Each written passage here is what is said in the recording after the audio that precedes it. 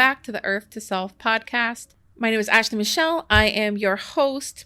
This week, we are going to be touching on confidence. Confidence speaks for herself, okay?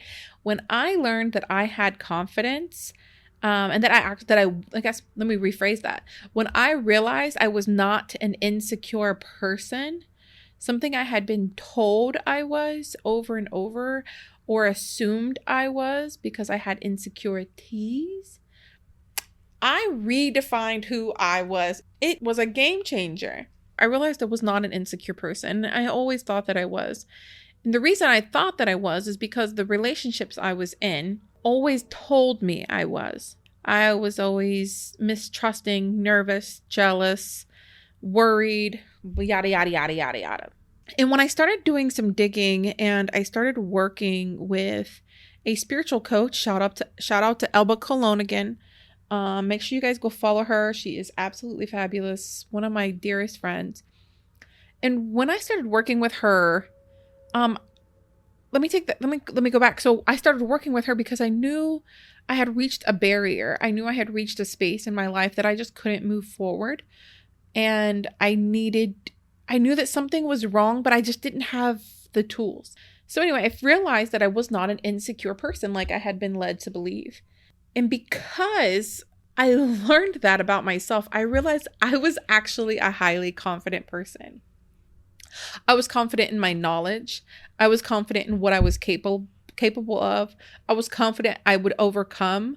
I was confident in who I wanted to be.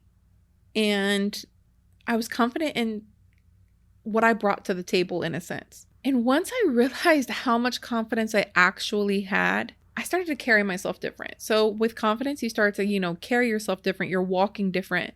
And it's something that now when you have this confidence, whether you build it, whether you have it, you do better. You be better. You have better. You attract better. And remember, I've always bring up this question that I always tell everyone when I'm working with them on personal development. Like, I want you to ask yourself, how do I want the world to receive me? How do I want them to see me? Do you want them to see you as a confident person? Because I know I do. And now that the world sees me as this confident person, it was just like a whole new understanding. But on top of that, I realized that people had already been receiving me as a confident person, which is why when a lot of people would hear me say certain things, they didn't understand how I was insecure, or they didn't really see that side of me. I didn't allow them to see it.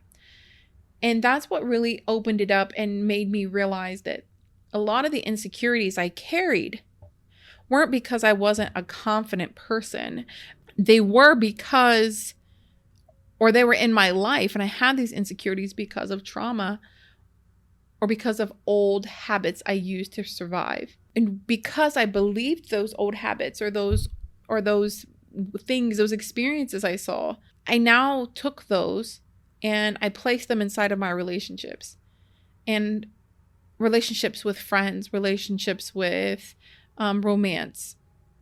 And now I'm using those to navigate life, which caused me to mistrust. It caused me to doubt myself. It caused me to not really go after things that I wanted. And I would say that the doubting myself was probably the biggest one. Because I doubted myself so much, I didn't even trust myself to make the right decisions. You're basically telling yourself, I don't trust what the decision that you're making. Like, you don't really have the wisdom to make this guided decision. Let's talk about developing it. Confidence isn't always something that we're born with. It's something that many of us have to work on. And even if I am a confident person, it's something that I have to continuously work on. And here are 3 ways that I continuously work on them, and something that you can do as well. 1, self-discipline, right? I've already talked about self-discipline, but when I do this, when I follow through with myself, it gives me confidence that I'm going to follow through again and that I'm going to keep showing up for myself. 2, when I start to doubt myself, I shift those thoughts. And that takes time. That's going to take time. It can take I'm not going to give you an actual estimated amount of time because it's something that you have to continuously practice. It's something that you have to take this into your everyday life and create a new habit for yourself. So if you see yourself or you hear yourself, you see the thoughts or you can hear them, however the fuck your mind work. When you hear them, I want you to stop. I want you to say any word. Shit, you could say ice cream. I don't care what it is. But we're going to say, no, thank you. I'm not choosing those. Those are for the trash can. We're not doing that. I am going to choose to believe in myself. Because if I can choose any thought, why not choose me? Why not choose me? Yes, have I let myself down in the past? Okay, let's keep it going. Because there's been a lot of people that we've let down in the past and we always gave them a second chance. So why are we not doing that for ourselves? And that way now we know we have someone to believe in us and we can keep believing in ourselves and we can move forward. So next time you doubt yourself, stop it right in the tracks. Okay? And 3, I want you to create a routine of some kind and stick with it. And number 3, I want you to take a skill that you maybe either already know a little bit about or something that you've always wanted to know about or know how to do. And I want you to work on that every day. Just start developing it.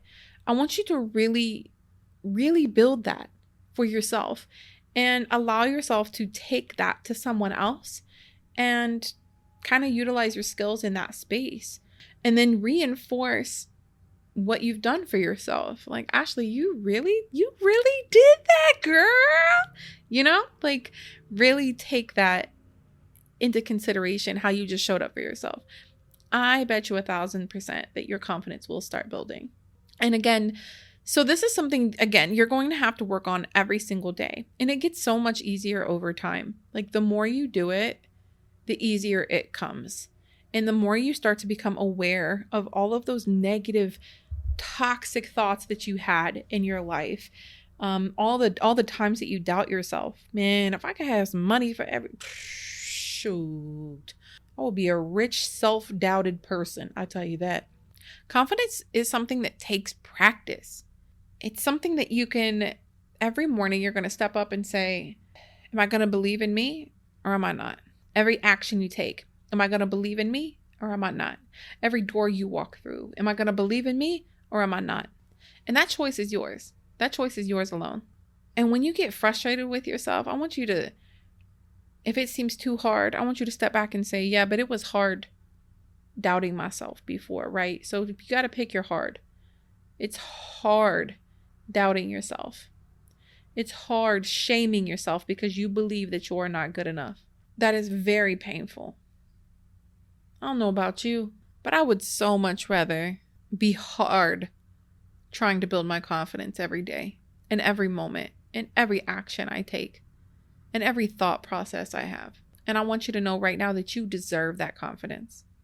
You deserve to walk through there. You deserve to have that. You deserve to go big. You deserve to build big. You deserve to have every bit of happiness and love that your heart desires. Last, if not least, is self-acceptance. When you start working on self-acceptance, your confidence is going to come. Matter of fact, that actually might even be the first step. Like, as someone, so I'm a Virgo, I am highly critical. I know I've talked to you guys about this before, but I am highly critical.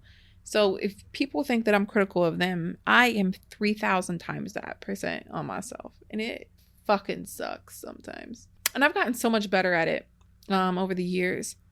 And in the last 2 years, I have worked on self-acceptance. I learned about self-acceptance, hardcore and learning to do it back when I was doing therapy, the DBT therapy I told you guys about.